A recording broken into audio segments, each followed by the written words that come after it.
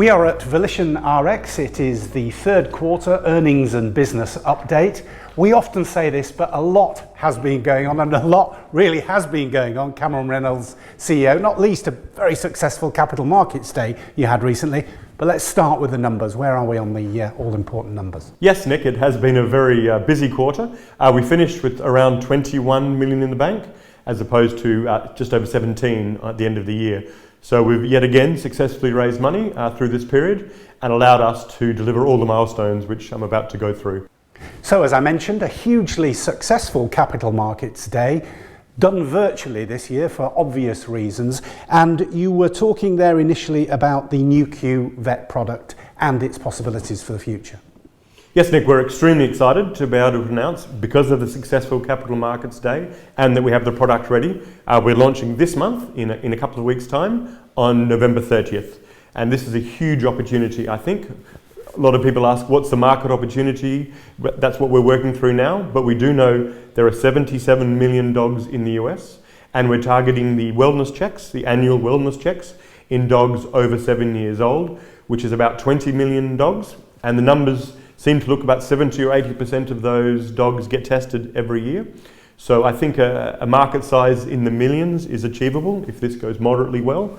And millions, what does that mean for Volition? A few million tests. We make about $45 in revenue per test on our end. We don't run the lab, we're not doing any of the sales side, that's all run by others and the vets themselves. So 85% of that goes straight as to profit on gross margin. And that's only on this one test, which targets a couple of the cancers, and only in dogs and only in the US. We have a lot of plans to expand into other animals, other labs around the world. And you've got some activities planned around that space, and looking at the Capital Markets Day and beyond, you seem to be very much concentrating on key opinion leaders and knowledge-based around the products that you're going to be dealing with. Yes, we think the data is very convincing, that it's a very good test, very low cost, very easy to use, great margin, but we wanted to know from the experts in the space what they thought, because ultimately they make the decision on whether people end up buying it, and the vets do. So we're targeting the key opinion leaders throughout the United States in the first few months, and the vets in Texas, because the first lab is at Texas A&M. The Texas A&M lab have issued an indicative quote for the first quote for $370,000, so it's very meaningful. And we intend to aggressively launch in other labs around the US and around the world once we've bedded down the platform in this first facility. Hopefully in Q1 we start expanding. And there is no test out there which does what we do, or even close. And you're going to be doing some lunch and learn events as well. Just briefly a bit about that. So we have several key opinion leaders who've been extremely helpful, including our own Heather Wilson-Robles. So we're reaching out to the key opinion leaders and groups of vets and companies that run these sort of facilities to really tell them what the product is, how they can use it as a general wellness test. The results were fantastic. It'll be below $200, we think, to the dog owners. So it's something that's very affordable, that's very accurate, so we think it should be very good, but we really want to educate as many people as we can. So it's kind of a beta launch. We're trying to launch the product and educate at the same time, and once that's all kind of bedded down, we'll aggressively expand the base. Also on the Capital Markets Day, you concentrated on the human side of things, and we were talking there quite a lot about blood cancer. What's very exciting is exactly the same assay for the same cancers, the blood cancers, work incredibly well in dogs and in humans. So in this time of pandemics, we can launch essentially the same assay in two very different markets. So the dog market we can access very quickly and easily, given our fantastic partners in Texas. But we've also been looking to launch a human version of the product. So I'm very happy to announce today we have now signed with DXO, which is a very good contract research organisation, for an FDA trial, 510K trial collection process, which will take 10 to 12 months, we think, for the first submission on the first set of blood cancers, and all in all 22 months for the final process. So this is very exciting for us. I think it's potentially a very good market, again like the dog market. Blood cancers are very dangerous in humans, but very treatable. About 77,000 Americans every year get the blood cancers, and what makes this test potentially very useful and when the cancer very scary for doctors, they're very non-specific symptoms If you have one of the blood cancers, the symptoms can be, I'm feeling very tired, other very non-specific kind of symptoms. So we think a test which can really help the doctor know who should go to biopsy the quickest to really speed up the process in the most at risk is very, very valuable.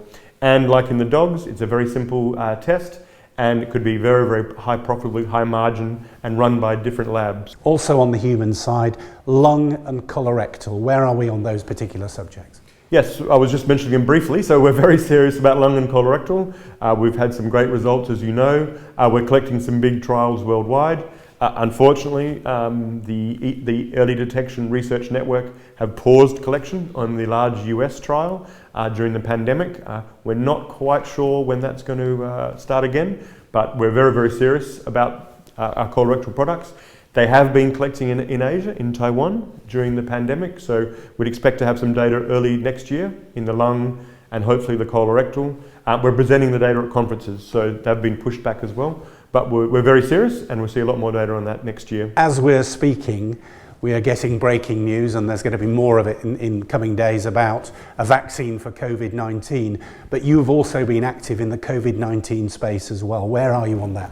We've been very active, Nick, and again, it shows the tremendous flexibility of our platform. Our basic assays don't measure the virus, they measure the body's over-response to the virus, which is actually what kills you in COVID, also in influenza, and also in things like sepsis.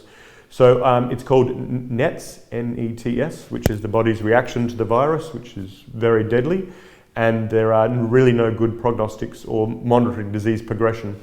So we've done a lot of work on it. We have a lot of data coming up in the short term where we've been working on prospective and retrospective trials. And it doesn't actually matter on the COVID pandemic, because this is a big problem. The NETosis is a big problem whether there's a pandemic or not. A potentially absolutely huge market. Just for example, in influenza, it kills millions of people every year. And it's the same process in the NETosis which kills you.